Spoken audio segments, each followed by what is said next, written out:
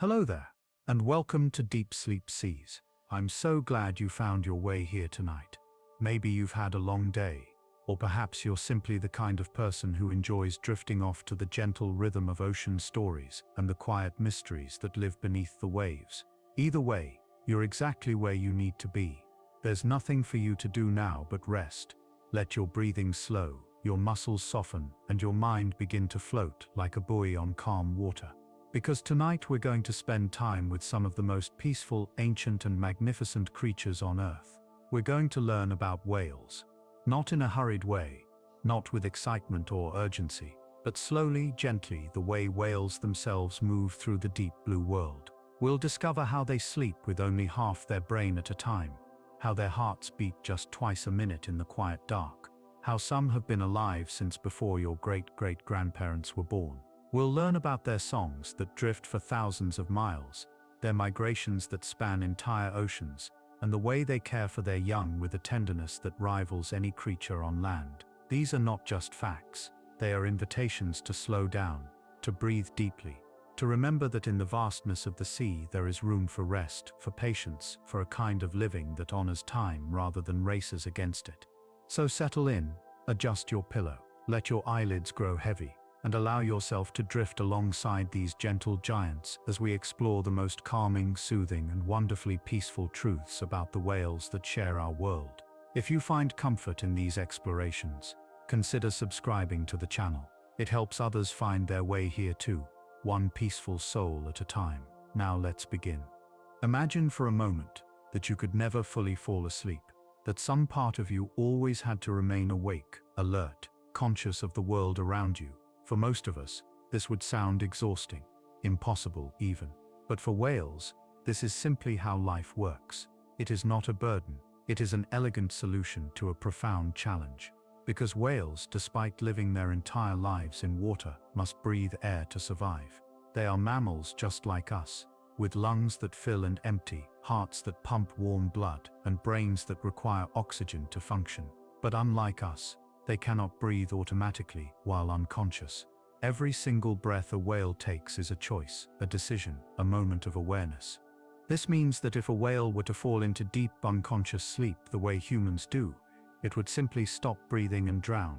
So evolution found another way, a gentler way. Whales practice something called unihemispheric slow-wave sleep, which means that only one half of their brain rests at a time while the other half remains awake. Picture it like this. The left side of the brain closes its eyes and drifts into rest, while the right side stays vigilant, monitoring the body, reminding the whale to surface, to breathe, to stay aware of its surroundings. Then, after a period of time, the sides switch. The rested half wakes up, and the tired half finally gets its turn to sleep. This pattern continues throughout the day and night, with each hemisphere taking turns resting for approximately 2 hours at a time. Scientists call this process cat napping, because it resembles the way cats rest, never fully surrendering to deep unconsciousness, but always maintaining some thread of awareness. When one eye is closed, the opposite side of the brain is resting. So if you were to see a whale floating quietly near the surface with one eye shut, you would know that half of its mind is dreaming, or at least as close to dreaming as a whale can get, while the other half watches the blue world around it. Different species of whales have adapted this half-brain sleeping method in different ways, each one finding its own rhythm, its own pattern of rest that suits its life. Humpback whales engage in a behavior known as logging, where they remain motionless at the water's surface or just below it for extended periods. When you see a humpback logging, it looks almost like a great wooden log floating on gentle swells, barely moving, breathing slowly and steadily. During this time, they appear to be resting or sleeping, and this behavior can last from several minutes to several hours. The whale's massive body, sometimes weighing 40 tons or more, simply hangs suspended in the water, rising occasionally to take a breath before sinking back down into stillness. Some humpbacks don't even need to stay completely still. They can also sleep while slowly swimming, a behavior known as slow swimming sleep, which allows them to continue moving and maintain a level of awareness. Imagine drifting through your dreams while still walking forward, still moving through space, never quite stopping. It sounds impossible for us, but for whales it is simply another way of being. The ocean becomes both bed and waking world, a place where rest and motion blend into one continuous gentle state. Then there are the sperm whales, those deep-diving giants with enormous square heads and bodies that can stretch to more than 50 feet long. Sperm whales exhibit a unique sleeping behavior called vertical sleeping, where they hang motionless in the water in an upright position, their massive heads pointing up toward the distant surface and their tails dangling below. Scientists first discovered this behavior by accident. A research vessel drifted into a pod of sperm whales and found them all suspended vertically in the water, completely still, not responding to the boat's presence. They looked almost like enormous underwater trees, rooted to nothing, floating in the blue-green twilight of the sea. This sleep posture is believed to conserve energy while still allowing them to surface and breathe regularly. And sperm whales typically have brief periods of sleep that last for around 10 to 15 minutes. These naps happen throughout the day and night, scattered across their diving and feeding schedules. Sperm whales can sleep for only about 7% of the time, much less than most other mammals. Yet somehow, it is enough. Their bodies have adapted to require less rest, or perhaps to find rest in different ways, woven into the rhythm of their dives and surfacing, their hunting and drifting. For baby whales, sleep looks different still. Young whales and dolphins actually rest, eat, and sleep while their mother swims, towing them along in her slipstream in a placement called echelon swimming. The calf positions itself just behind and to the side of its mother, riding the pressure wave created by her massive body moving through water. In this sweet spot, the baby expends almost no energy. It simply glides along, nursing, resting, growing, while its mother does all the work. In fact, the mother cannot stop swimming for the first several weeks of a newborn's life, because if she does for any length of time, the calf will begin to sink, since it is not born with enough body fat or blubber to float easily. Imagine being a mother who cannot rest, cannot stop moving, for weeks on end. She swims constantly, day and night, pulling her baby through the water, rising to breathe, descending again, all while the calf sleeps peacefully in her wake. At these times, the mother will also sleep on the move, engaging in that same unihemispheric sleep, one half of her brain guiding her forward while the other half rests. It is an act of profound endurance and love, a tireless journey through water that asks everything of her and gives the calf everything it needs. Even the way whales breathe during rest is different from waking life. Crustaceans reduce the number of breaths they take during rest periods, with a dolphin averaging 8 to 12 breaths a minute when fairly active, but having its breathing rate drop to 3 to 7 per minute while resting. The rhythm slows. The world becomes quieter, and though the whales never surrender fully to unconsciousness, they find a kind of peace in these in-between states, a restfulness that lives in the space between waking and sleeping, between motion and stillness, between the surface and the deep. There is something profoundly calming about knowing that rest can take so many forms, that you don't need to be completely still, completely unconscious, completely removed from the world to find renewal. The whales teach us that rest can happen in motion, that awareness and relaxation can coexist, that even in the demands of survival, there is room for gentleness.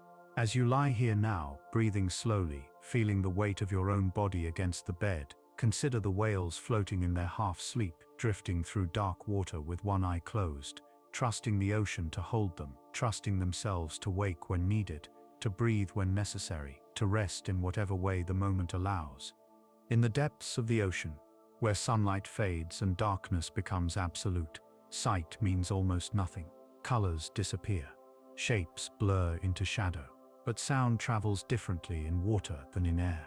It moves faster, farther, clearer, and for whales, sound is everything. It is how they navigate, how they find food, how they communicate across impossible distances, and perhaps how they make sense of their vast blue world. The songs of whales are among the most hauntingly beautiful sounds in nature, low and resonant, and filled with patterns that echo human music in ways we are only beginning to understand. Whale vocalizations vary in frequency from 20 Hz to upward of 24 kHz, with the typical human range of hearing being 20 Hz to 20 kHz. This means that many of the sounds whales make exist right at the edge of what we can hear, or beyond it entirely, vibrating through water and flesh and bone in frequencies too low or too high for our ears to detect. The lowest sounds, those deep rumbling calls that sit between 20 and 200 Hz, can travel astonishing distances, Before the oceans filled with the noise of ships and engines, whale sounds may have traveled from one side of an ocean to the other. Imagine a blue whale calling off the coast of California and another blue whale hearing that call thousands of miles away near Japan. A conversation across an entire ocean, a voice in the dark finding another voice. The humpback whale is perhaps the most famous singer among whales. Male humpback whales perform vocalizations often during the mating season, producing sounds that follow a distinct hierarchical structure. These are not random noises or simple calls. They are songs in the truest sense, with verses and refrains, patterns that repeat and evolve, structures that resemble human music more closely than almost any other animal communication. The base units of the song, sometimes loosely called the notes, are single, uninterrupted emissions of sound that last up to a few seconds. These notes can slide up or down in pitch, grow louder or softer, pulse and throb with rhythm. A collection of 4 or 6 units is known as a subphrase, lasting perhaps 10 seconds, and a collection of 2 subphrases is a phrase. The whale will repeat the same phrase over and over for 2 to 4 minutes, creating what is known as a theme. A collection of themes is known as a song, which will last up to 30 minutes or so, and will be repeated over and over again over the course of hours or even days. Think about that for a moment. A whale singing the same elaborate song for hours, for days, hanging suspended in the ocean or swimming slowly through the blue, producing these long, mournful, strangely beautiful sounds that ripple outward in all directions. The frequency range of humpback whale songs fluctuates between 20 Hz and 24,000 Hz, and these songs can travel a minimum of 20 miles away. Some estimates suggest they can be detected from 100 miles or more under the right conditions. That means a single humpback song can fill an enormous sphere of ocean, reaching whales scattered across thousands of square miles. What makes this even more remarkable is that all the whales in an area sing virtually the same song at any point in time, and the song is constantly and slowly evolving over time. It's as if they're all learning the same piece of music together, and every so often, someone adds a new note or changes a phrase slightly, and gradually, over weeks and months, the entire community adopts that change. For example, over the course of a month, a particular unit that started as an upsweep might slowly flatten to become a constant note, while another unit may get steadily louder. The songs are alive, changing, breathing with the collective creativity of all the singers. Scientists still don't fully understand why humpbacks sing. It was initially believed the purpose of songs is to aid mate selection. However, no evidence was found that links these songs to reproduction directly. Perhaps the songs serve multiple purposes. Perhaps they are territorial displays, or ways of maintaining social bonds, or simply expressions of something we cannot name. There is mystery in these songs, a meaning that remains hidden beneath the waves. Other whales communicate in different ways. Blue whales produce stereotyped calls, described as pulses, grunts, groans, and moans, which are typically in the 15 to 40 Hz range. These are some of the lowest frequency sounds produced by any animal on Earth, so low that they are felt as much as heard, vibrating through the water and the bodies of anything nearby. Blue whale calls are also incredibly loud. Blue whales have the distinction of being the loudest animals on Earth, with calls reaching 188 decibels, compared to a jet engine which only reaches about 148 decibels. Yet despite this volume, there is something peaceful about imagining these enormous creatures sending their deep, resonant voices across the ocean. The calls are slow, patient, unhurried. A pulse that lasts 17 seconds. A moan that slides gently from one note to another over half a minute. Time moves differently at these frequencies. The world slows down, and perhaps this is why whale sounds feel so calming to us, why recordings of humpback songs or blue whale calls are used in meditation and relaxation. They remind us of a tempo beyond our usual experience, a rhythm measured in breaths and tides rather than seconds and minutes. Interestingly, at least 7 blue whale song types have been shifting linearly downward in tonal frequency over time, though at different rates. The songs are getting deeper, lower, year by year. The Eastern North Pacific blue whale tonal frequency is 31% lower than it was in the early 1960s. Nobody knows exactly why this is happening. Some scientists believe it might be related to recovery of whale populations after whaling, that more whales mean more competition for acoustic space, so individuals are adjusting their frequencies to be heard. Others think it might be a response to ocean noise from human activities. Research indicates that ambient noise from boats is doubling with each decade, reducing the range at which whale sounds can be heard. Whales, in a process called the Lombard effect, adjust their song to compensate for background noise pollution. Even in the face of these challenges, the whales continue to sing. They adapt their frequencies, change their patterns, find new ways to reach each other across the growing noise. There is resilience in this, a determination to be heard, to connect, to maintain the ancient networks of sound that bind whale communities together. Humpback whales also produce a series of repeating units of sounds up to 8,000 Hz that are classified as songs, and songs are produced by males only while in breeding grounds.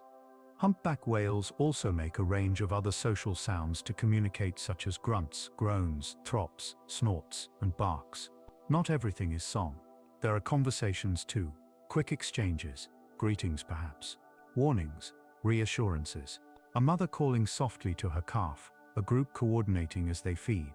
The ocean is full of these quieter communications, the subtle language of daily life beneath the surface. As you rest here now, imagine the ocean at night, dark and vast, with whales scattered through the depths like stars in the sky, each one calling, singing, listening. Their voices crossing paths in the water, weaving a web of sound that connects them across miles and years. And somewhere in that web, there is comfort, there is companionship, there is the knowledge that even in the biggest, emptiest spaces you are not alone. Someone is singing, someone is listening, and the ocean carries every voice home. Whales are travelers, not in the way we sometimes travel, taking brief trips from one place to another, but in a way that defines their entire existence. Their lives are journeys, endless circuits between feeding grounds and breeding grounds, between cold water and warm, between abundance and scarcity. They follow invisible paths through the ocean, routes passed down through generations, memorized in some way we don't fully understand, navigating by currents and magnetic fields and the positions of the sun and stars. And they do this slowly, patiently, covering thousands of miles with a steady, unhurried grace. Some whale species can travel great distances during their seasonal migration, with some animals migrating 5,000 miles between high-latitude summer feeding grounds and winter mating and calving areas in tropical waters. 5,000 miles. To put that in perspective, that's roughly the distance from New York to London and back again. And whales make this journey every single year. They don't fly over the ocean, they swim through it, stroke by stroke, breath by breath, moving at a pace that seems impossibly slow for such a distance. Humpback whales are not exactly known for their ability to swim fast, with speeds that can be just as slow as 3 to 5 miles an hour. But here's the remarkable part. They are doing that 24 hours a day, which means they can be covering 100 miles in a day. No stops, no breaks, just constant forward motion through the water, day after day after day. In the North Pacific, some humpback whales migrate from Alaska to Hawaii, completing the 3,000-mile trip in as few as 28 days. Imagine swimming for 28 days straight. No bed to return to, no place to rest except the water itself, which never stops moving. You would sleep as you swam, half your brain at a time, and keep going. You would navigate by instinct and memory, following routes you learned as a calf, swimming beside your mother, absorbing the map of the ocean into your bones and blood. For the time being, the award for the longest whale migration and the longest migration recorded for any mammal goes to a gray whale named Varvara. Scientists tracked Varvara as she swam a round trip of 13,988 miles in 172 days, nearly 14,000 miles. From Russia to Mexico and back. It's almost incomprehensible. Yet Varvara did it, and likely other gray whales do it too, swimming these tremendous distances as naturally as we walk to the end of our street. Gray whales migrate from their summer feeding grounds in the Arctic to their winter breeding grounds in the warm waters off the coast of Mexico, a journey of over 5,000 miles each way. They follow the coastline, staying in relatively shallow water, traveling south in fall as the Arctic begins to freeze, and north again in spring as the ice melts and the cold waters bloom with life. The migration is timed perfectly with the seasons, a rhythm as old as the whales themselves. But what drives this migration? Why do whales travel such enormous distances when they could presumably stay in one place? The answer lies in the nature of the ocean itself. Humpback whales mostly eat tiny shrimp called krill, which are found in the icy waters of the Arctic and Antarctic. Cold water is rich with nutrients. Upwelling currents bring food from the deep, creating vast blooming clouds of plankton and krill, the foundation of the ocean's food web. In summer, these cold regions are feeding paradises. Whales can eat continuously, consuming thousands of pounds of food each day, building up their blubber, storing energy in thick layers of fat beneath their skin. But when winter comes, the food disappears. Ice covers the feeding grounds. The plankton blooms fade, and pregnant female whales, heavy with unborn calves, need warm water for giving birth. When baleen whale calves are born, they have underdeveloped blubber, which is the layer of fat that keeps them warm. As their blubber isn't fully developed, it isn't thick enough to keep them warm in colder waters, so giving birth in the warmer waters allows calves time to develop a thick layer of blubber before migrating back to their cold water feeding grounds. So the whales leave. During their 3-week to 2-month migrations, humpback whales seldom eat. They live entirely off the fat they accumulated during the feeding season, burning through their reserves slowly as they travel. It's hard to tell if humpbacks fatten up as a way of preparing for their travels, or because they somehow know that prey will be less abundant in the near future. Perhaps it's both. Perhaps the instinct to feed heavily and the instinct to migrate are woven together, two parts of the same ancient pattern. There's certainly an order to the migration. The first to begin their journey from cold waters are the mothers and calves, followed by subadults, and lastly, adult males, while the very last whales to leave the feeding grounds are the pregnant females. They will try to feed for as long as possible in order to sustain themselves for the long journey ahead, as well as the birthing process and the nursing process. There is no food available in the warm tropical waters where they give birth. They will not eat again until they return to colder waters with a calf swimming closely beside. Think about what this means. A mother whale gives birth, nurses her calf for months, and all of this happens while she is starving. She pours her energy, her reserves, her very body into her baby, feeding it milk so rich in fat that the calf gains hundreds of pounds per day, all while she grows thinner, her blubber depleting, her massive frame shrinking. And then when the calf is strong enough, she makes the long journey back to the feeding grounds, still nursing, still giving, until finally they reach the cold waters and she can eat again. The dedication is staggering. The patience required is beyond anything most of us will ever experience. There are theories about other reasons for migration too. Another reason baleen whales migrate is to protect their calves from killer whales, which are one of the main predators of baleen whale calves. Killer whale attacks are one reason that 30 to 40% of humpback whales found off the coast of Mexico have scars on their tail flukes. Humpback whales are able to defend themselves against killer whale attacks easier if they are in shallow, warm waters rather than deeper cold water ocean regions. The navigation itself remains somewhat mysterious. How the humpback whales know where to travel during their migrations still has scientists stumped. Scientists believe that whales use a combination of environmental cues such as ocean currents, magnetic fields, and celestial landmarks to navigate during migration. Some species may also possess innate navigational instincts passed down through generations, allowing them to follow established migration routes with remarkable accuracy.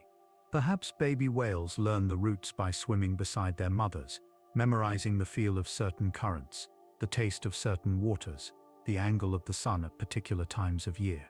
Perhaps the knowledge is somehow coded into their genes, written into their cells, an inherited map they're born with. Or perhaps it's a combination of both, instinct and learning working together to guide them across oceans.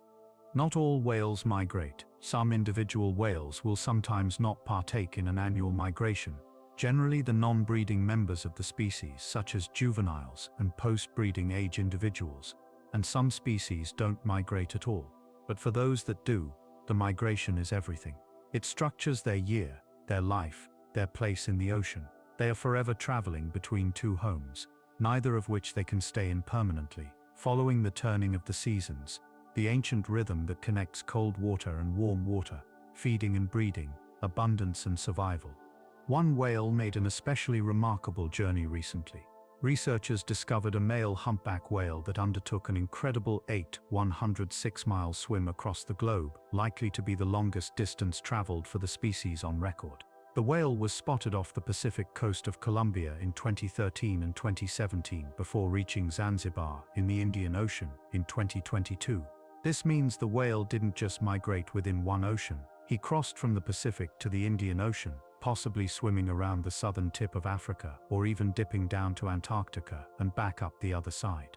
A journey across 3 oceans, a wandering that defies the normal patterns, suggesting that individual whales can make their own choices, their own paths, driven by reasons we can only guess at. As you lie here, breathing slowly, feeling the stillness of your own body, think about the whales out there right now, somewhere in the darkness of the ocean, swimming steadily towards some distant destination. They are not hurrying, they are not anxious, they are simply moving forward, breath by breath, mile by mile, trusting the ancient knowledge in their bodies to lead them where they need to go. There is something deeply peaceful in that kind of trust, in knowing where you're meant to be, and moving toward it slowly, patiently, without rush or worry. Just the endless blue water and the slow, steady forward motion of a life lived in rhythm with the turning of the world. At the center of every whale is a heart, not metaphorically, but literally. A massive, powerful, beating heart that pumps blood through a body larger than anything else that has ever lived. A blue whale heart can be 5 feet tall, weigh over 400 pounds, and have tubes as large as the tubes in a jungle gym for small children. 400 pounds. That's heavier than most adult humans. It takes about 14 times as much as an African elephant's heart, which weighs about 30 pounds, compared to a human heart, which weighs about 10 ounces. A blue whale's heart weighs about 640 times as much. Try to picture it, an organ the size of a small car, nestled in the chest of a creature so vast that it can grow to 100 feet long and weigh up to 200 tons. The blue whale is the largest animal known to have ever existed, larger than the biggest dinosaurs, larger than anything that has ever moved through Earth's oceans or walked across its land. And at the center of this immensity is a heart that beats with a rhythm so slow, so deliberate, that it seems to measure time itself. When a blue whale dives deep, searching for the dense patches of krill that sustain its enormous body, its heart rate can drop to an astonishing 2 beats per minute.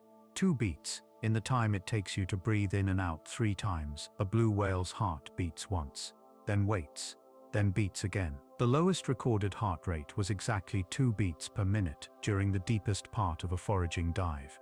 At these moments, the whale is conserving every bit of oxygen, slowing everything down, becoming efficient in a way that seems almost impossible. When the whale surfaces to breathe, the heart rate rises dramatically, accelerating to 25 to 37 BPM, which is close to the theoretical maximum for an animal of its size. This is so the oxygen-rich blood can rush quickly to all the tissues that need it, restoring what was depleted during the dive. But even at its fastest, the blue whale's heart beats slower than yours does right now. As you rest here in bed, your heart is probably beating 60 to 80 times per minute, maybe slower if you're very relaxed. The whale's heart, even when racing after a dive, beats less than half that speed. There is something profoundly calming about contemplating this slow, powerful rhythm. A blue whale's heart pumps about 60 gallons of blood with each beat. 60 gallons. Enough to fill a large bathtub. With each contraction, this massive volume of blood surges through an elastic aorta that measures over 9 inches across, flowing through a body so large that it contains about 10 tons of blood total. The aorta behaves like an auxiliary reservoir, stretching and squeezing gently between beats, smoothing the flow of blood and preventing pressure from dropping too much while the heart takes its next leisurely pause. The heart's structure is perfectly adapted for this extreme way of living. It has extra collagen scaffolding and fiber orientation that distributes stress along helical lines, preventing the organ from tearing under its own weight. Evolution solved the engineering problem of scaling a heart up to such an enormous size by reinforcing it, strengthening it, making it resilient enough to beat slowly and powerfully for 80 or 90 years, which is the average lifespan of a blue whale. When you listen to a blue whale's heartbeat underwater, you can hear it from over 2 miles away. The sound travels through water, a deep, resonant thump that echoes across the ocean, felt as much as heard. It is the sound of life at the largest scale.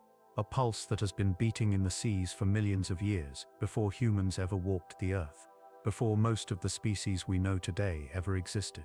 Blue whales and their ancestors have been alive, have been swimming, have been beating their slow hearts through the ocean for longer than we can properly imagine. This extreme slowness of heart rate is made possible by the whale's diving adaptations. A slowly contracting aorta is what researchers believe is responsible for the blue whale's heart rate efficiency. Unlike a straightforward open and close valve like humans have, having elastic contractions allows the blood to flow in between heartbeats. It is an incredibly efficient way to save energy while diving.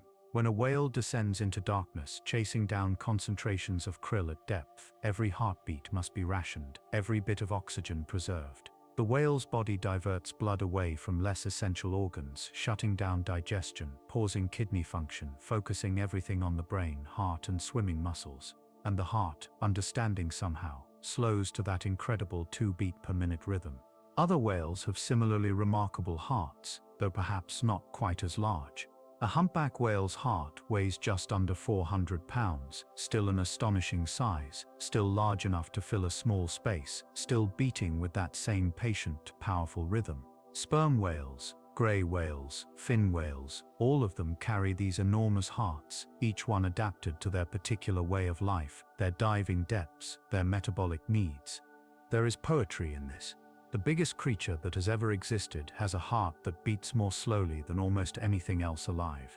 It is as if size brings with it a kind of calm, a slowing down of time, a different relationship with the pace of existence. While tiny hummingbird hearts beat 1,200 times per minute, fluttering frantically with life, the blue whale's heart beats twice, waits peacefully, then beats again. Both are alive.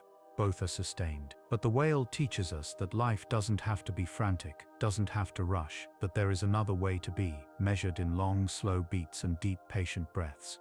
As you rest here now, feeling your own heartbeat, if you pay attention to it, notice how fast it seems compared to the whale's heart. Your heart has beaten perhaps 20 or 30 times since you started reading this paragraph. In that same time, a diving blue whale's heart beat once, maybe twice. And yet that whale is swimming through the depths, hunting, living, existing in its full enormity and power.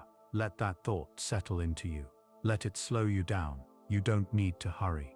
Your heart can beat as many times as it needs to, and you can simply rest, breathing slowly, letting each moment stretch out the way it does for a whale in the deep dark, where time moves differently, where patience is built into the very structure of the body, where a heartbeat is a measured, deliberate thing, echoing through the vastness like a drum that keeps the rhythm of the sea.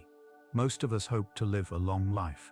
We mark decades as milestones, celebrate each year, and feel the passage of time in the changing of seasons and the accumulation of memories. But our lives, even at their longest, are brief flickers compared to some whales. There are whales alive today that were born before anyone you know was born, before your grandparents, before their grandparents. Whales that have been swimming through the cold Arctic waters since the time when wooden ships hunted them with hand-thrown harpoons, before electricity, before cars, before the world became what it is now.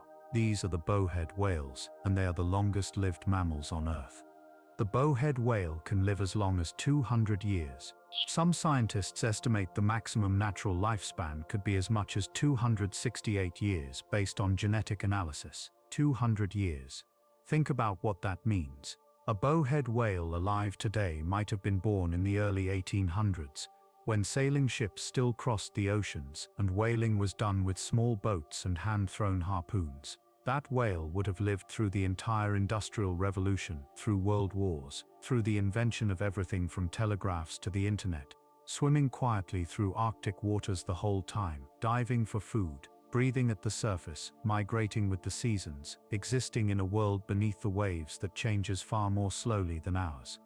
The discovery that bowhead whales lived this long came from an unexpected source. In 2007, native Alaskan hunters discovered a stone harpoon tip embedded in the blubber of a bowhead whale they had just caught. The distinctive harpoon was traced back to a patented weapon design that was popular between 1885 and 1895, which meant the whale had been swimming with that harpoon fragment in its body for over 100 years. Imagine carrying a wound, or at least the memory of a wound, for a century. The whale had been struck, escaped, and continued living, decade after decade, through everything that happened in the world above the water.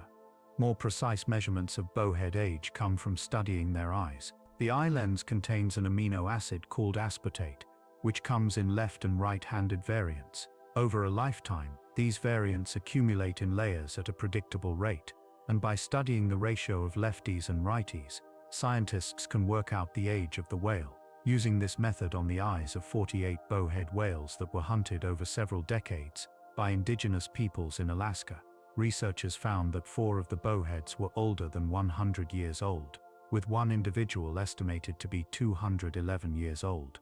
211 years. That whale was born around the time of the Lewis and Clark expedition, when Thomas Jefferson was president, when Napoleon was conquering Europe. It lived through the Civil War, both world wars, the moon landing, the invention of the computer, and everything else that has happened in modern history. And it did all of that as a whale, swimming slowly through icy seas, feeding on tiny organisms filtered through its enormous baleen plates, diving beneath the ice, surfacing to breathe, existing in a rhythm completely separate from human time. Bowhead whales are unusual in that they spend nearly their entire lives in Arctic and subarctic waters, high up in the northern hemisphere. They are wonderfully adapted to this icy environment. Their huge mass and stocky body, measuring up to about 62 feet and weighing up to 200,000 pounds, helps to conserve heat, plus they are lined with an insulating layer of blubber that can be up to 20 inches thick. This blubber not only keeps them warm, but also serves as energy storage, allowing them to survive long periods when food is scarce. The bowhead's enormous head, which can be 1/3 the length of its body, is so strong it can break through Arctic ice 7 inches thick. They use this ability to create breathing holes when they need to surface in ice-covered waters. Their mouth is the largest of any animal, and they have the longest baleen plates, which can reach 13 feet in length. These plates hang from the upper jaw and act as filters, allowing the whale to take in huge mouthfuls of water and strain out the tiny copepods and other zooplankton that make up their diet. But what allows bowhead whales to live so long? Part of the answer lies in their genes. In 2015, scientists successfully mapped the bowhead whale's genome and found certain genetic mutations that help repair damaged DNA. These whales can repair their DNA faster than other species, which allows them to prevent cancers and live longer. The bowhead has mutations in genes called ERCC1 and PCNA, both of which are involved in DNA repair. These mutations enable bowhead whales to better repair DNA damage, allowing for greater resistance to cancer, which is remarkable considering that a greater number of cells in an organism was once believed to result in greater chances of mutations that cause age-related diseases and cancer. The bowhead whale has thousands of times more cells than other mammals, yet it has a much higher resistance to cancer and aging. The whale's genes may also reveal physiological adaptations such as having low metabolic rates compared to other mammals. The cold waters and the food source allow the bowhead whale to maintain a low metabolism, which could be the secret behind their longevity. Everything about them is slow. Slow growth, slow reproduction, slow metabolism, slow heart rate, and perhaps this slowness, this patience woven into their very cells, is what grants them so much time. Bowhead whales don't reach sexual maturity until they are somewhere between 18 and 33 years old. Most animals are breeding much earlier, but bowheads take their time, growing slowly, learning slowly, moving through decades before they're ready to reproduce. Females give birth only once every 3 to 7 years, and the gestation period is about 13 months. This is a long time between calves, a patient approach to reproduction that matches their patient approach to everything else. Very few obvious signs of pathology have been found in old bowheads. The 211-year-old specimen was reported to appear old with tough meat and blubber, but overall, these ancient whales seem to age well. They don't get cataracts, possibly due to high levels of certain lipids in their lens membranes which may prevent oxidation. Other whale species also live impressively long lives, though not quite as long as bowheads. Blue whales can reach up to 90 years of age. Sperm whales, those enormous toothed whales with their distinctive rectangular heads, can live for about 60 to 70 years, and some may live even longer. Humpback whales typically live 45 to 50 years in the wild, though some individuals have been recorded at older ages. Even these lifespans are remarkable, longer than most mammals. longer than most lives we can easily comprehend. There's something deeply peaceful about knowing that these creatures exist on a timescale so different from ours. While we rush through our days and years, measuring our lives in decades if we're lucky, there are whales moving through the ocean who have seen centuries pass. They were here before us. They'll likely be here after us. They connect the past to the present in a living, breathing way, carrying history in their bodies, in their genes, in the slow accumulation of their years. Right now, somewhere in the Arctic, there are bowhead whales swimming beneath the ice who remember, in whatever way whales remember, a world that existed before anyone alive today was born. They've seen the ice advance and retreat countless times. They've lived through warm decades and cold decades, through changes in ocean currents and food availability, through the presence of humans and the transformation of the Arctic. And they continue on, slowly, patiently, breathing and diving and feeding, as they have done for 2 centuries, as they may continue to do for another century more.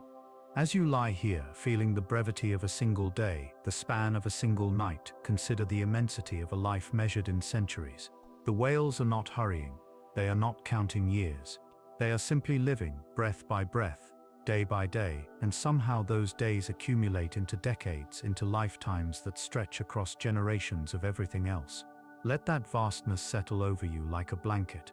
Let it remind you that time is flexible, that patience is possible, that life can be long and slow and deep like the whales themselves, carrying centuries on their backs as they swim through the endless blue. The ocean surface is a place of light and air, of waves and wind and the meeting of 2 worlds. But beneath the surface, the ocean changes, the light fades, the pressure increases, the temperature drops, and the deeper you go, the more alien it becomes, until finally, somewhere around 3,000 feet down, the light disappears completely and permanent darkness begins.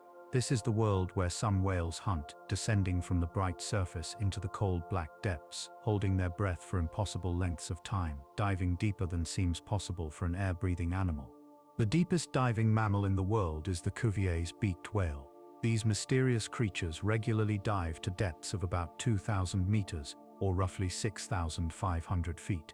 But they can go even deeper. The deepest recorded dive was 2,992 meters, nearly 10,000 feet, breaking every record for diving mammals. To put that in perspective, the deepest military submarine was recorded at 850 meters deep. The Cuvier's beaked whale can dive more than 3 times deeper than that, with no equipment, no technology, just their body and their breath. These dives don't last just a few minutes.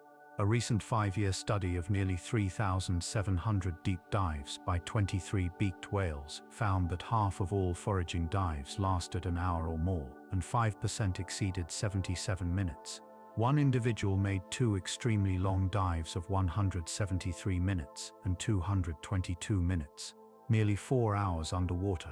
Imagine holding your breath for 4 hours. Most of us can barely manage a minute.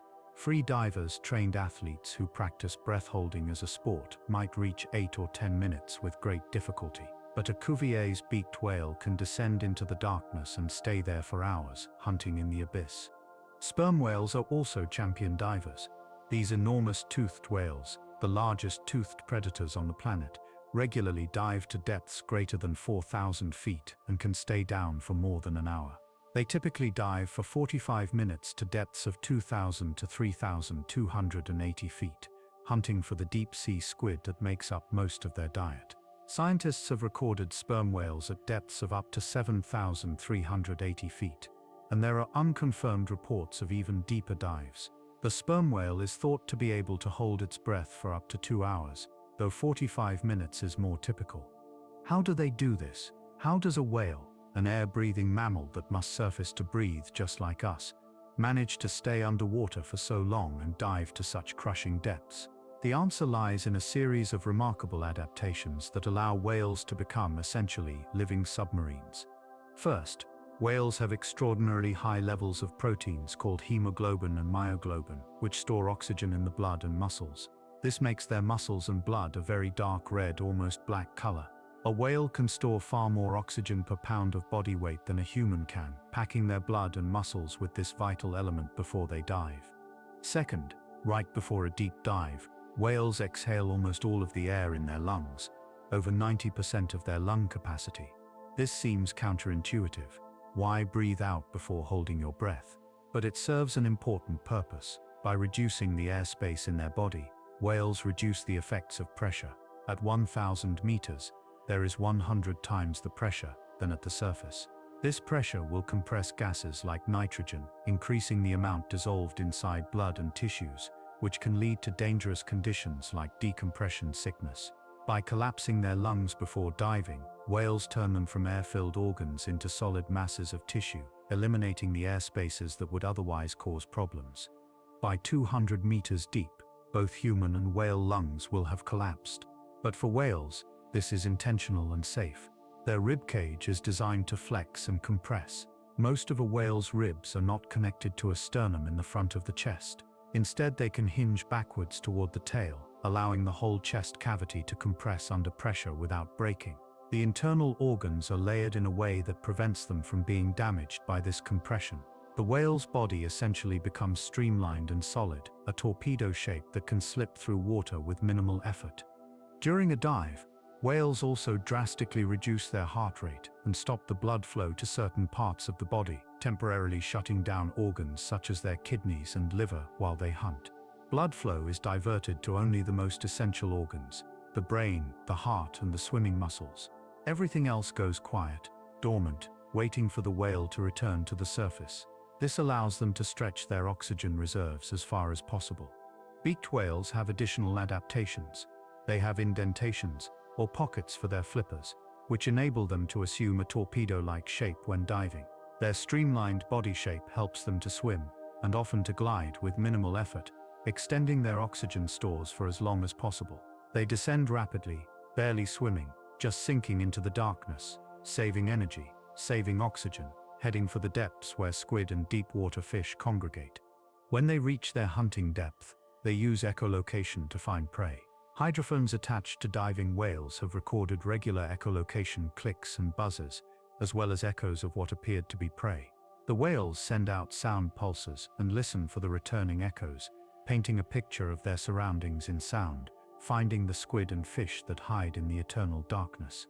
They hunt in a world where eyes are almost useless, relying entirely on sound to navigate and feed. And then, when their oxygen is running low, they begin the long ascent back to the surface. Their heart rate starts to increase as they rise, preparing for the moment when they'll break through into air and light again. When they finally surface, their heart rate spikes, racing to push oxygenated blood throughout their body, restoring what was depleted during the dive. They breathe deeply, multiple times, refilling their oxygen stores, and then after just a few minutes of rest at the surface, they dive again. Sperm whales, during their rest, exhibit that remarkable vertical sleeping behavior, hanging motionless in the water about 30 to 60 feet below the surface. They do this in groups, several whales, all vertical, all still like enormous underwater pillars. When researchers first encountered this, they thought their equipment was malfunctioning, that they couldn't possibly be seeing what they were seeing, but it was real. The whales were sleeping, deeply and peacefully, suspended in the dim twilight zone of the upper ocean. The deepest parts of the ocean that whales reach are places of profound quiet and darkness. No light penetrates. The pressure is immense.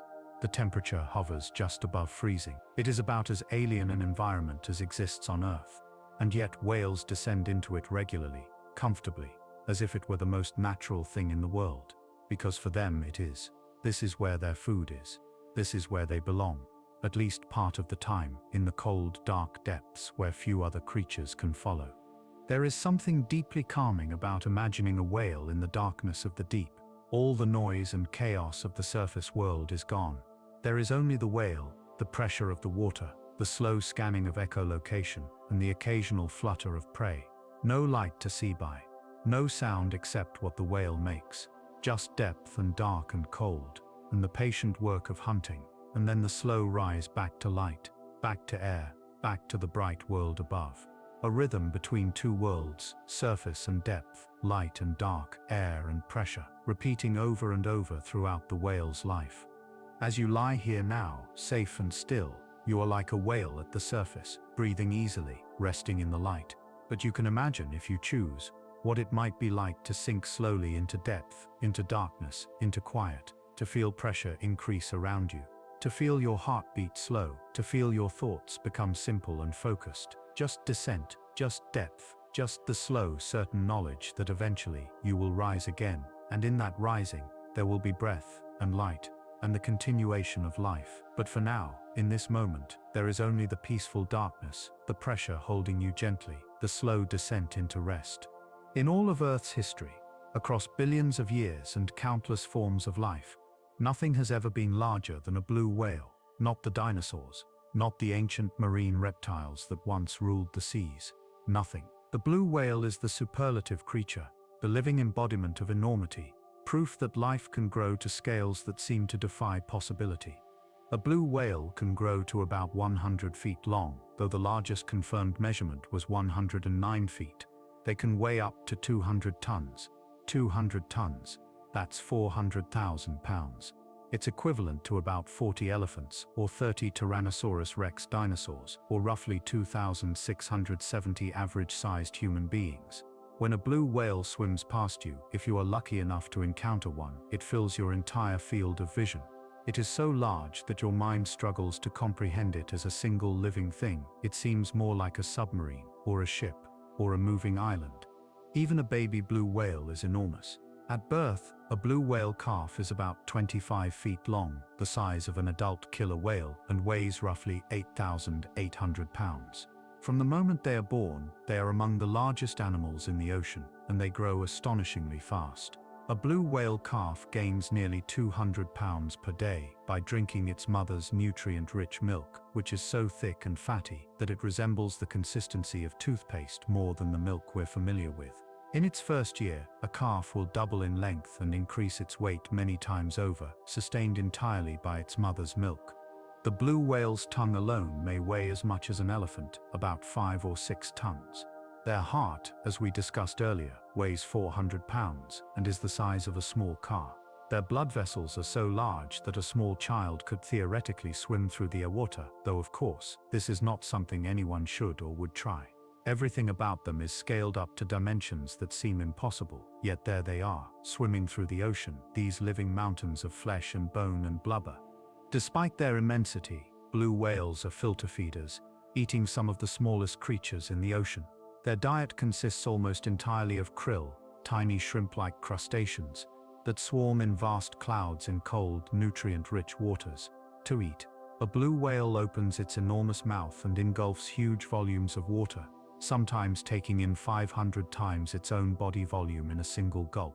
The water then filters out through the baleen plates that hang from the whale's upper jaw, trapping the krill inside while the water escapes.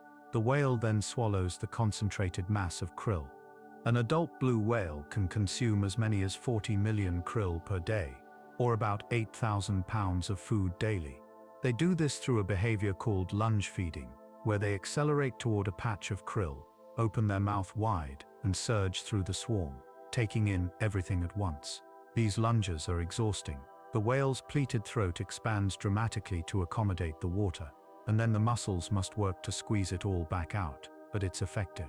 In the cold waters of the Arctic and Antarctic during summer months, krill are abundant enough that blue whales can get all the food they need in just a few months of feeding. During migration and breeding seasons in warmer waters, blue whales barely eat at all. They live off the fat reserves they built up during the feeding season, their enormous blubber layer serving as stored energy. This layer can be more than half a foot thick all over their body, and it serves multiple purposes: insulation, energy storage, and buoyancy.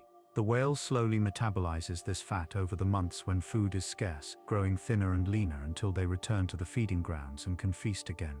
Blue whales are typically solitary creatures or travel in very small groups, unlike some other whale species that live in large social pods. They spend the summer months in polar waters, feeding constantly, and then migrate to the equator in winter to breed. These migrations can span thousands of miles, with blue whales moving between hemispheres following the seasonal abundance of food. Despite their size, blue whales are gentle. They are not aggressive. They don't hunt other whales or large prey.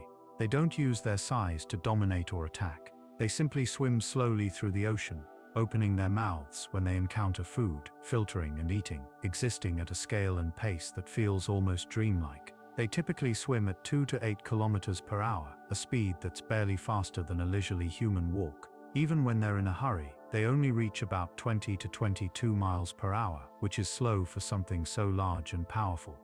Their greatest defense is simply their size. Very few things in the ocean want to attack something that weighs 200 tons. Killer whales occasionally hunt blue whale calves, and there have been documented cases of killer whale pods attacking even adult blue whales, but this is rare. For the most part, blue whales move through the ocean unmolested, too large to threaten, too large to be threatened. There's a strange paradox in their existence. They are the largest, most powerful animals that have ever lived, capable of generating enormous force with their tail, capable of swimming across entire oceans, capable of diving to hundreds of feet deep, and yet they are also incredibly vulnerable. Blue whales were hunted extensively in the 1900s for the oil in their blubber. Before 1911, there may have been as many as 300,000 blue whales in the oceans. By the time hunting was finally prohibited, their numbers had dropped to perhaps just a few thousand. They were so rare that some thought they might go extinct entirely. But blue whales have recovered, at least partially. Current estimates suggest there are about 10,000 to 25,000 individuals worldwide. In California, blue whale populations have rebounded to about 97% of pre-whaling numbers, which is a remarkable conservation success story. The whales are still endangered, still vulnerable, but they are here, they are surviving. They are slowly reclaiming their place in the oceans. When you see a blue whale, if you are ever lucky enough to witness one, the first thing you notice is the impossible length. They seem to go on forever, surfacing and surfacing and surfacing, just one continuous body breaking through the water. Then they blow, exhaling through their twin blowholes in a spout of mist and spray that can reach 30 feet into the air. The blow is so large and loud that it can be heard from miles away. After several breaths, they arch their back and dive, and sometimes, just sometimes, they raise their tail flukes high in the air before slipping beneath the surface. And then they're gone, back into the blue depths, and you're left on the surface, heart pounding, trying to process what you just saw. The largest animal that has ever lived, swimming right past you, graceful despite its enormity, peaceful despite its power. It feels like seeing something from another age, a glimpse of a world that existed long before humans, a reminder that the ocean contains mysteries and magnificence beyond anything we can create or control. As you rest here, imagine being as large as a blue whale. Imagine moving through water with that much mass, that much power, and yet moving slowly, gently, without hurry or aggression. Imagine eating the smallest things and growing to the largest size. Imagine your heart beating twice a minute and still sustaining all that life. There is a lesson in this, perhaps. That size doesn't require speed. That power doesn't require violence. That the largest life can also be a gentle life, moving through the world with grace and patience, taking only what is needed, harming almost nothing, existing in quiet majesty for 100 years or more. Whales are mammals, and like all mammals, they give birth to live young and nurse them with milk. But whale motherhood is unlike any other kind of motherhood in the animal kingdom. It happens entirely in water. It requires traveling thousands of miles while pregnant. It demands months or even years of constant care, often while the mother herself is starving, and it creates bonds that last a lifetime. When a female whale is ready to give birth, she seeks out warm, shallow waters. For humpback whales, this might be the waters off Hawaii, or the coast of Mexico, or the Caribbean. For gray whales, it's the warm lagoons of Baja California. For blue whales, it's various tropical and subtropical regions around the world. The warmth is essential because newborn whale calves have very little blubber. They need warm water to prevent hypothermia, while their layer of insulating fat develops. Labor happens in the water. The calf is born tail first, which helps prevent drowning, though there is always risk.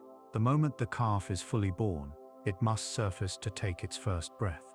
The touch of air on its skin triggers this first, crucial breath. Sometimes the mother helps, nudging the newborn upward with her rostrum or flipper, guiding it to the surface. This first breath is perhaps the most critical moment of the calf's entire life. If it succeeds, life continues. If it fails, the calf will never breathe at all. Once breathing, the calf must learn to swim beside its mother. For whales like humpbacks and blue whales, the calf has enough buoyancy to float on its own, but it takes practice to swim efficiently. For the first weeks, the calf stays very close to its mother, often touching her, riding in her slipstream, learning the rhythm of breathing and diving and moving through water. Nursing happens underwater. The mother whale has mammary glands tucked into slits near her genital opening, and when the calf needs to feed, she voluntarily expresses milk into the water right in front of the calf's mouth. Whale milk is extraordinarily rich, containing up to 50% fat compared to about 4% in human milk. It's so thick that it doesn't easily dissolve in water, allowing the calf to drink it even in the ocean. This rich milk provides enormous amounts of energy, allowing the calf to grow at rates that would be impossible on land. A blue whale calf, as we mentioned, can gain 200 pounds per day. Think about that. In a single day, this baby gains more weight than most adult humans weigh. This rapid growth is essential because the calf needs to build up its blubber layer quickly, gaining the insulation it needs to survive in cold waters. A humpback calf gains about 100 pounds per day, doubling its weight in just the first few months of life. The mother provides all of this. She produces between 50 and 150 gallons of milk per day, depending on the species, pouring her own reserves, her own body, into sustaining her growing calf. And during this time, while nursing, she is often not eating at all. The tropical waters where whales give birth don't have the rich plankton blooms and krill swarms of polar waters. The mothers fast, or nearly fast, for months, growing thinner while their babies grow fatter.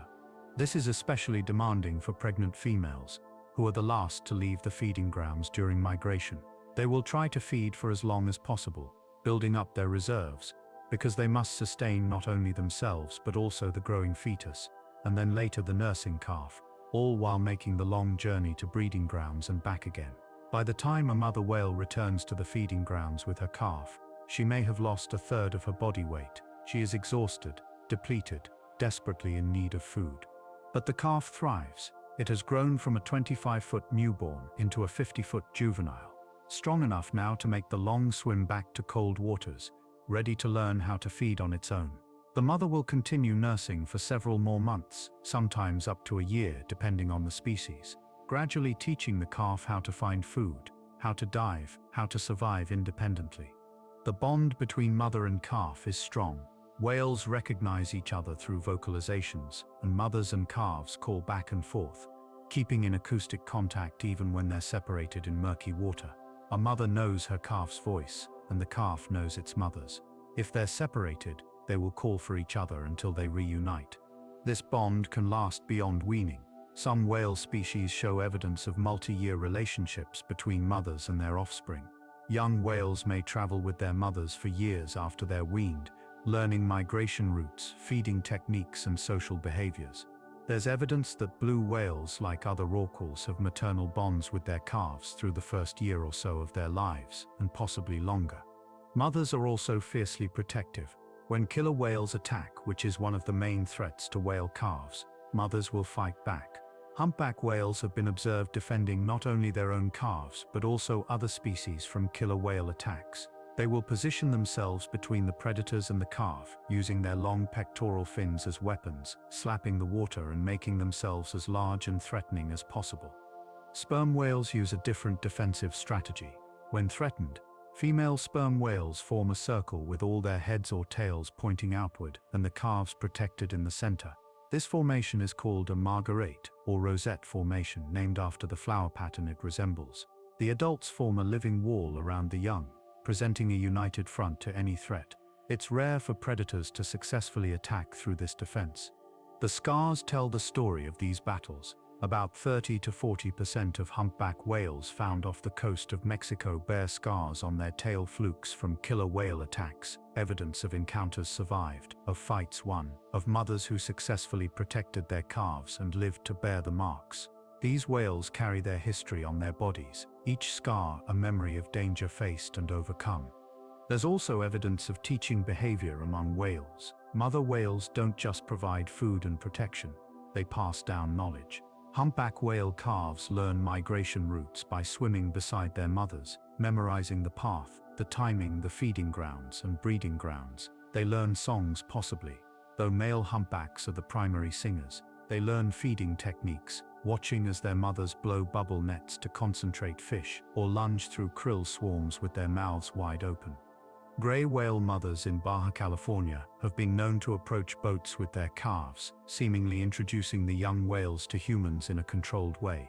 Researchers call these friendly gray whales individuals who actively seek out contact with boats and people. It's as if the mothers are teaching their calves that not all surface creatures are threats, that some can be approached safely, that the world is more complex than simple danger and safety. The gentleness of these enormous creatures toward their young is striking. A 40-ton mother humpback could easily crush her calf with a careless movement, but she never does. She's constantly aware of the small body beside her, adjusting her swimming speed, her diving depth, her breathing pattern to match the capabilities of her baby. She will wake from her half-sleep if the calf calls. She will surface more frequently than she normally would, because the calf needs to breathe more often. When the calf finally becomes independent, usually after 6 to 12 months depending on the species, the separation is gradual. The mother doesn't suddenly abandon her offspring. Instead, the calf begins to range farther from her side, spending more time feeding on its own, diving deeper, staying submerged longer. Eventually, they simply drift apart, the calf joining other juveniles or swimming solo, the mother perhaps already pregnant again, preparing for the next cycle.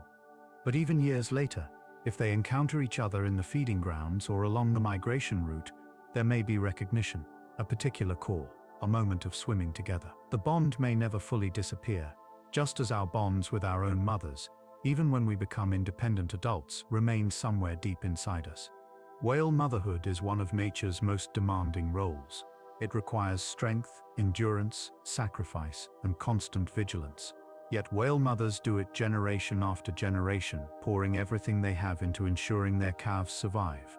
And those calves, if they make it through their first year, if they learn everything they need to know, will go on to live long lives in the ocean, eventually becoming mothers or fathers themselves, continuing the ancient cycle of care and teaching and survival that has sustained whale populations for millions of years. As you rest here now, perhaps you can think of your own mother, or anyone who cared for you when you were small and helpless, the work they did, the sacrifices they made, the way they kept you safe, fed you, taught you, stayed awake when you needed them.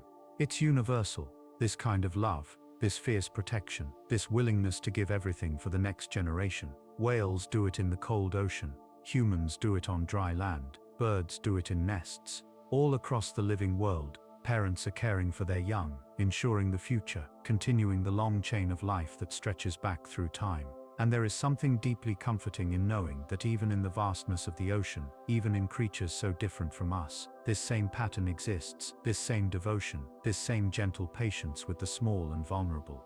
If you were to spend a day in the life of a whale, you would discover that time moves differently beneath the waves. There are no alarm clocks, no schedules, no deadlines or appointments. There is only the rhythm of the body and the ocean, the slow alternation of rest and activity, feeding and traveling, surfacing and diving. Everything happens at the pace it needs to happen, no faster, no slower. A whale's day, if we can even call it that, since whales don't experience day and night the way we do, is structured around a few basic needs: breathing, feeding, resting, and sometimes socializing or traveling. But these activities don't happen in neat blocks. They blend and overlap, occurring in patterns that shift with the seasons, the location, the presence of food, and the whale's individual needs. Breathing happens constantly, of course. Even during rest, even during sleep with half the brain shut down, the whale must rise to the surface regularly to breathe. The frequency depends on what the whale is doing. A resting whale at the surface might breathe every few minutes, taking several breaths in succession before resting quietly. A diving whale might hold its breath for 20 minutes, 45 minutes, or in the case of beaked whales, even longer. Each breath is conscious, deliberate, a choice the whale makes. The blowhole opens at the surface. The old stale air rushes out in a powerful exhalation that can be heard from considerable distance, creating a visible spout of water vapor and mist. The whale then inhales deeply, filling its lungs with fresh air in just a second or two. The blowhole closes with a muscular valve, sealing tightly, and the whale descends again. This pattern repeats thousands of times a day, a rhythm as fundamental as a heartbeat. the most basic requirement of mammalian life in the ocean. Feeding, when food is available, can consume much of a whale's time and energy. Baleen whales, like humpbacks and blue whales, spend the summer months in cold, productive waters where they feed intensively. They may spend 10 to 12 hours a day actively feeding, lunging through krill swarms or herring schools, filtering enormous quantities of water, consuming tons of food daily. This is their time of abundance, when they must eat as much as possible to build up the fat reserves that will sustain them through migration and breeding season. But feeding isn't constant even during feeding season. Whales rest between bouts of feeding, floating at the surface or swimming slowly, digesting what they've consumed. They may spend an hour feeding intensively, then rest for 30 minutes, then feed again. The pattern varies based on where the food is, how dense the patches are, how much energy the whale expends catching it. Toothed whales, like sperm whales, have a different feeding pattern. They dive deep to hunt, spending 45 minutes to an hour in the depths, using echolocation to find squid and fish. Then they return to the surface, rest for 8 to 10 minutes, breathe deeply to restore their oxygen, and dive again. A sperm whale might make 10 to 15 such dives in a day, spending more time hunting in darkness than in light, more time holding its breath than breathing. Rest and sleep, as we've discussed, happen in fragments throughout the day and night. Whales don't have a strict sleep schedule. They rest when they're tired, when they're not feeding, when the conditions are calm. A humpback might log at the surface for an hour in the morning, then again in the afternoon, catching brief periods of rest while still maintaining enough awareness to breathe and watch for danger. Sperm whales have their famous vertical sleeping sessions, short naps of 10 to 15 minutes where they hang completely still in the water, deeply asleep or as close to deep sleep as whales can achieve. These naps are scattered throughout the day and night, adding up to perhaps only an hour or two of total sleep in a 24-hour period. Somehow, it's enough. Their bodies have adapted to need less sleep or to find rest more efficiently. During migration, the rhythm changes entirely. The whale becomes a traveling machine, swimming steadily day and night with few stops. They rest while swimming, using that unihemispheric sleep to keep moving forward even as half their brain sleeps. They don't feed much, if at all, relying on their blubber for energy. The entire focus is on covering distance, on reaching the destination, whether that's warm breeding grounds or cold feeding grounds. The pace is slow but relentless. 3 to 5 miles per hour, hour after hour, day after day for weeks or months. The whale's body finds an efficient cruising speed and maintains it, minimizing energy expenditure, letting the rhythm of swimming become almost automatic. Breathe, dive, swim, surface, breathe, dive, swim. The pattern repeats endlessly, carrying the whale across oceans. There's no hurry in this. The whale isn't racing. It's not trying to set records or beat other whales to the destination. It's simply moving at the pace its body knows is right, covering the distance it needs to cover, trusting that it will arrive when it arrives. And it always does. The whales have been making these journeys for thousands of generations. They know the timing, the routes, the rhythm that works. Socializing, for those whales that are social, happens opportunistically. Humpback whales are generally solitary, or travel in small, temporary groups. They might swim together for a few hours or days, then separate. Male humpbacks in breeding grounds compete for females, sometimes engaging in aggressive displays, breaching and tail slapping, showing their size and strength. But even this violence is slow, almost ritualized, lacking the frantic energy of predators chasing prey. Sperm whales are more social, living in stable groups of females and young called nursery schools. These groups stay together for years, even lifetimes. They hunt together, diving in sequence, so that some whales are always at the surface breathing, while others are in the depths feeding. They babysit each other's calves, forming bonds that seem to go beyond simple cooperation into something that might be called friendship or family. Even in social groups, there's a gentleness to whale interactions. They touch each other with their flippers, they swim in synchrony. They vocalize back and forth in patterns that sound like conversations. There's rarely aggression within the group, rarely conflict. The whales seem to have worked out ways of living together that minimize stress and maximize cooperation. Perhaps when you live as long as whales do, when you see the same individuals year after year for decades, you learn the value of getting along.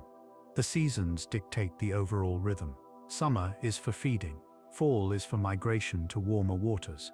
Winter is for breeding and giving birth. Spring is for migration back to feeding grounds. This cycle repeats every year, as reliable as the turning of the earth, as predictable as the tides. Whales are creatures of pattern, of rhythm, of ancient cycles that connect them to the oldest processes of life on Earth. Yet within these patterns there's flexibility. Not every whale migrates on exactly the same schedule. Some leave early, some leave late. Some years, if conditions are good, whales might stay longer in feeding grounds. Some individuals, particularly older whales past breeding age, might not migrate at all, staying year-round in preferred habitats. The patterns exist, but they're not rigid. Life allows for variation, for individual choice, for responses to changing conditions. This flexibility might be what allows whales to survive in an ocean that is constantly changing. Water temperatures shift.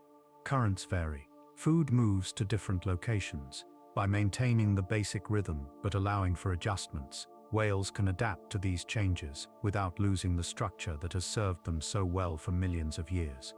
As you lie here now, breathing slowly, feeling the rhythm of your own body, your heartbeat, your breath, the heaviness of sleep approaching, think about the whales finding their own rhythms in the ocean.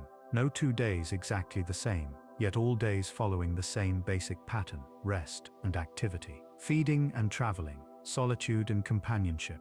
They don't fight against these rhythms. They don't wish they could sleep longer, or eat faster, or swim farther in a day. They simply are what they are, doing what they do, at the pace that works for them. There's wisdom in this, in accepting the natural rhythm, in not forcing speed where slowness works better, in resting when tired, eating when hungry, moving when it's time to move, and being still when it's time to be still. The whales have perfected this way of living over millions of years, and perhaps as you drift towards sleep, you can borrow a little of their wisdom, letting go of urgency and schedule and the rushing that fills so much of human life, and simply settling into the rhythm that feels right for this moment, this breath, this peaceful descent into rest. And now, as our time together draws to a close, the whales continue their ancient journeys through the dark water. They are out there right now, in this very moment, somewhere in the vastness of the ocean. A blue whale is diving deep off the coast of California, its enormous heart slowing to 2 beats per minute. A humpback mother is nursing her calf in the warm waters of Hawaii, pouring her energy and love into the next generation. A bowhead whale that was alive when your great-great-great-grandparents were young is swimming beneath Arctic ice, breaking through to breathe in air so cold it would hurt your lungs. A sperm whale hangs vertically in the deep Atlantic, sleeping peacefully with one eye closed and half its brain resting. They have been doing this forever, or what feels like forever. Long before humans built cities or invented writing or looked up at the stars and wondered what they were, whales were here swimming through ancient seas, breathing and diving and living their slow, patient lives. They saw the ice ages come and go. They survived volcanic eruptions and meteor impacts and all the catastrophes that ended so many other species. They adapted, evolved, grew larger and more graceful, became the most successful large animals in the ocean's history. And despite everything that has happened, all the hunting and the noise and the pollution and the changes we've brought to their world, they're still here, still swimming, still singing, still caring for their young, still making their long migrations, still diving into darkness and returning to light. There is a resilience in whales, a determination to continue that speaks to something fundamental about life itself. Life persists, life adapts, life finds a way. You've learned tonight about the remarkable ways whales live, how they sleep with half their brain at a time, never fully unconscious, always aware, how they sing songs that travel across entire oceans, calling to each other in frequencies too low for human ears to easily hear, how they migrate thousands of miles every year, following routes memorized and passed down through generations, how their hearts beat just twice a minute in the deep, slow and powerful and patient, how some have lived for 2 centuries, carrying in their bodies the entire history of the modern world. You've learned how they dive deeper than submarines, holding their breath for hours, hunting in darkness with only sound to guide them, how they are the largest creatures ever to exist, yet feed on some of the smallest, filtering tiny krill through baleen plates in one of nature's most elegant feeding strategies, how they care for their young with a tenderness and dedication that rivals any creature on Earth, mothers nursing and protecting and teaching their calves everything they need to survive. These are the facts, the information, the knowledge science has given us. But underneath the facts is something else, something harder to name, a sense of deep time, of ancient patterns, of life lived at a different pace, in a different rhythm, by creatures who exist in a world we can barely imagine. When you think about whales, you're thinking about aliens on our own planet, beings so different from us, and yet so similar in fundamental ways. They breathe air, they nurse their young, they care for each other, they sleep and wake and eat and rest, just like we do, but they do it all in water, in darkness, in cold, in a three-dimensional space that extends for miles in every direction. There is something profoundly peaceful about knowing that such creatures exist, that the ocean, that mysterious realm covering most of our planet, is home to these gentle giants, that beauty and grace and patience exist on such a massive scale, that life can be slow and still be successful, can be gentle and still be powerful, can be enormous and still be elegant. As you sink deeper into sleep now, let the whales drift through your mind. Imagine a blue whale gliding through sunlit water, its enormous body rippling with each stroke of its tail. Imagine a humpback singing its long, mournful song, the notes echoing through miles of ocean. Imagine a bowhead breaking through ice, its ancient body still strong after 200 years. Imagine a mother nursing her calf, the two of them floating together in warm tropical waters, connected by bonds deeper than the ocean itself. You are safe here. You are comfortable. Your breathing is slow and steady. Your heartbeat is calm. Your body knows how to rest, just as the whales know how to rest, drifting with one eye closed, letting half the world fade away while the other half keeps watch. You can trust your body to keep breathing while you sleep. You can trust the night to hold you safely. You can trust that when morning comes, you will wake refreshed, just as the whales will still be swimming, still diving, still living their ancient lives in the eternal blue. The ocean is vast, but it is not empty. It is filled with life, with movement, with songs and journeys and stories that began long before we arrived and will continue long after we're gone. The whales are part of those stories, and in learning about them, in thinking about them, in letting their peaceful rhythms ease you into sleep, you become part of the story too. A small part, perhaps, but a part nonetheless. So rest now. Let your eyes close. Let your muscles relax. Let your thoughts slow and soften, like the descent of a whale into deep water. There is nothing you need to do, nothing you need to remember, nothing to worry about or plan or fix. There is only this moment, this breath, this peaceful darkness, and the gentle knowledge that somewhere in the ocean the whales are swimming, singing, sleeping, living, and all is well. The water is calm, the depths are quiet, the whales are at peace, and so are you. If you happen to still be awake, you can rest here a while longer, or let your mind drift to the next chapter.